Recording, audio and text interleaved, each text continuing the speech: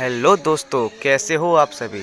तो प्यारे साथियों, जवाहर नवोदय विद्यालय क्लास 9th 2022 का एग्ज़ाम बहुत ही पास आ गया है और मुझे लगता है कि सभी बच्चों को टेंशन इस वक्त हो रही होगी।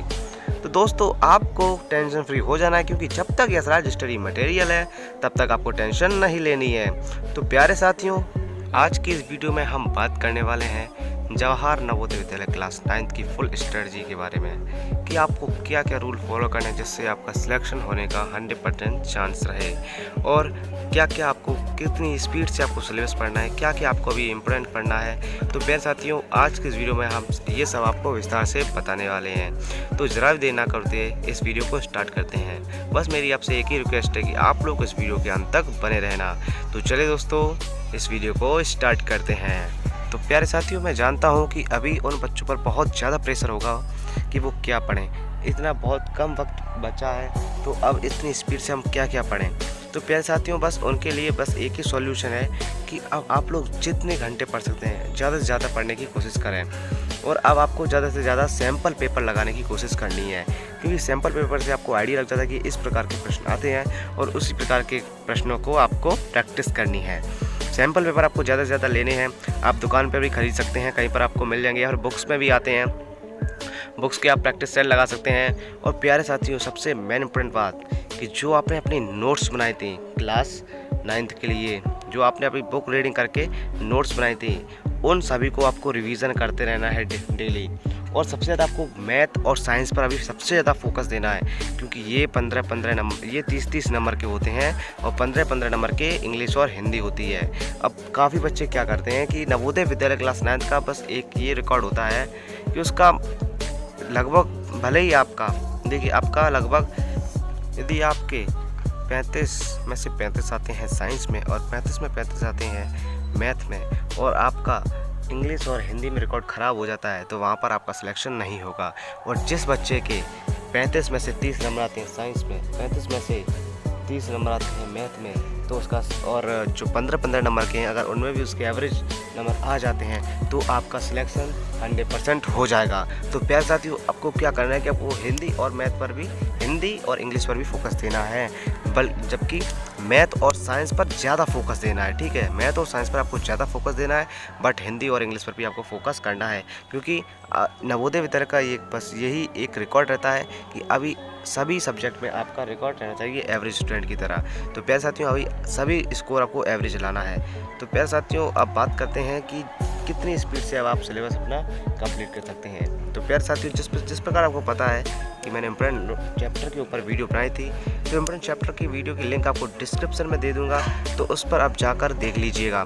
तो उससे क्या करना है कि आपको किताब में वो नोट्स कर लेने हैं, वो आपको पॉइंट डाल लेने कि ये चैप्टर आने हैं, पर उनकी प्रैक्टिस आपको करनी है। तो प्यारे साथियों, जब मैं नवोदय विद्यालय की प्रिपरेशन कर रहा था तो उसमें मुझे बहुत बड़ी समस्या लगी थी, और वो समस्या क्या थी, हिंदी और इंग्लिश में, कि उसके सिनोनियम्स, सिंटोनियम्स और वन वर्ड सब्स्टिट्यूशन ये किस तरीके से याद करें, क्योंकि ये बहुत सारे होते हैं और पेपर में पता नहीं रहता कि किस टाइप के आएंगे। तो बस प्यारे साथियों, मैंने क्या किया था कि मैंने रिवीजन, मतलब कि मैं पढ़ता गया था, मतलब उनको ज़्यादा प्रेशर देकर उनको रीडिंग नहीं किया था, बस एक बार देख लिया था कि हाँ, इसका ये मीन होता है, इसका ये मीन होता है, मतलब प्रेशर देकर माइंड को नहीं पढ़ाया था। आप लोगों को इसका रट्टा नहीं मारना है, रट्टा नहीं मारना है। आपको क्या करना है कि आप बस इसको एक बार देख लीजिए, आप बस एक बार इसका पढ़ लीजिए बस, तो आपको आइडिया लग जाता है जब आप एग्ज़ाम हॉल में होते हो।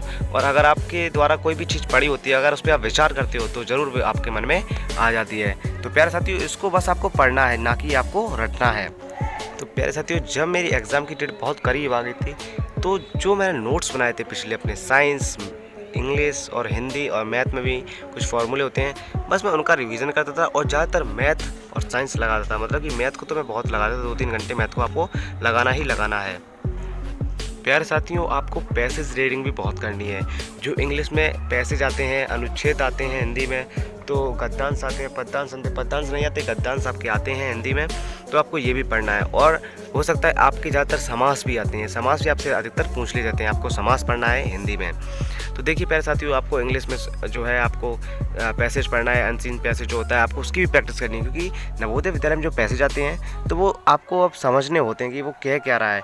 बट जिस प्रकार आपने देखा होगा कि पहले जो पैसेज हुआ करते थे वो उसमें आंसर छिपे रहते थे कि हाँ इसका वर्ड मिल गया तो सेम, तो वो इसका आंसर होता है। बट अब ऐसा नहीं होता। अब आपका अंडरस्टैंडिंग लेवल देखते हैं कि आपने उस पैसेज को कितना समझा है, फिर उससे रिलेट करके आपको क्वेश्चन दिए जाते हैं और फिर आपको आंसर देना पड़ता है। तो प्यारे साथियों, आपको पैसेज की भी प्रैक्टिस करनी है, क्योंकि पैसेज मोस्ट इंपॉर्टेंट है, क्योंकि आपको पैसेज ही ये जो है जो आपको एवरेज मार्क्स दिलवा सकता है हिंदी और इंग्लिश में। क्योंकि नवोदय विद्यालय का, जैसे कि मैंने पहले बताया है कि नवोदय का रिकॉर्ड होता है कि भले ही किसी छात्र के 80 नंबर आ रहे हों, यदि वो अगर हिंदी में फेल हो गया और उसके 80 नंबर आ रहे हैं, बट वो सिलेक्ट नहीं किया जाएगा।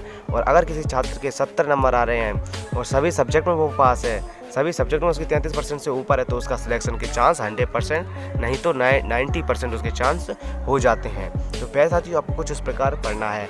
और दोस्तों, जो इंपॉर्टेंट क्वेश्चन की वीडियो आ रही हैं उसको भी आपको लगाना है। इंपॉर्टेंट क्वेश्चन की वीडियो इसलिए नहीं आ पा रही थी क्योंकि अभी मेरे भी एग्ज़ाम चल रहे थे, और जैसा कि आपको पता है कि एग्ज़ाम चलते वक्त तो टाइम मिलता नहीं है, तो इसलिए वीडियो नहीं बना पा रहा था। और दोस्तों, आज की इस वीडियो में मैं आपको बस यही बताना चाहता था। तो आज की वीडियो में बस इतना ही, मिलते हैं अगली वीडियो में। और दोस्तों, अगर आपको ये वीडियो पसंद आई हो, अगर ये आपके लिए बहुत लाभदायक हो, तो आप इस वीडियो को लाइक करना मत भूलिएगा।